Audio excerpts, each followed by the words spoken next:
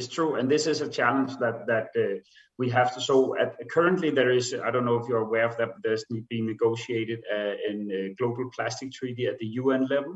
The first of 5 negotiations was in November in Uruguay, and there will be another 4. The next one is in May in Paris.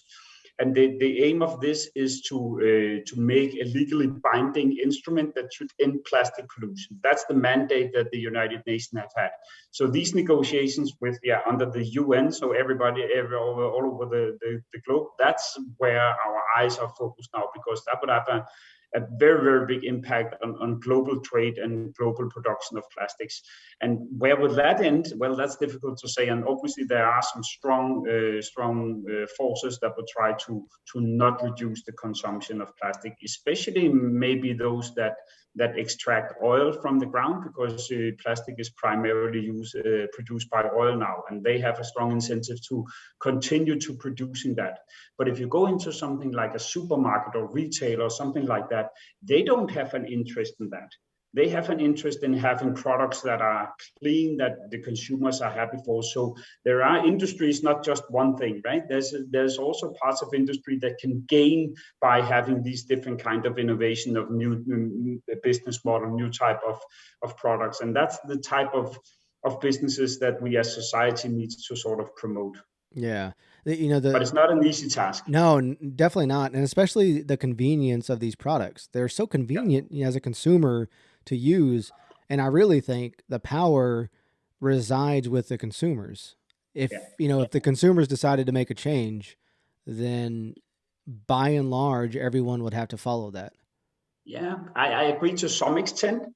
But it's also the consumers have a choice, but only regarding the type of products that they are available for them, right? So if a good alternative is not there, then a consumer cannot pick that. So the consumer have a choice, but only in regard to the boundaries that's sort of set by the market or the supermarket or wherever you're buying your stuff, right?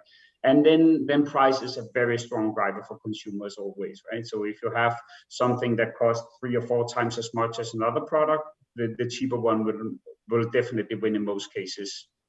So consumers have a strong driver, but only within, from my perspective, within certain conditions, certain barriers. You talked about this treaty.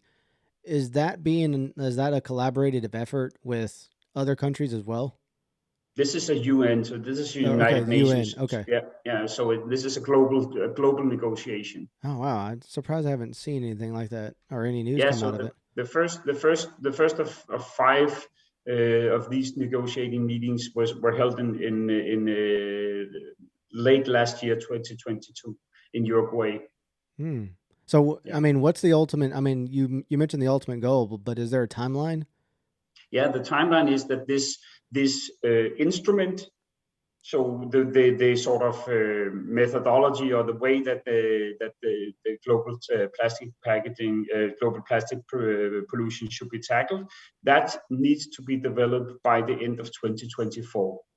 So already 2 years. So it's an extremely short time span for something as global. Just think about how negotiations on the climate protocols, how many years that have taken, right? So it's an extremely ambitious and maybe also unrealistic time frame, but the time frame is very narrow. So we'll have this meeting already first here in December, next one in May, then the third one already December this year, and then the 2 last in 2024. Then by the end of 2024, there have to be an agreement.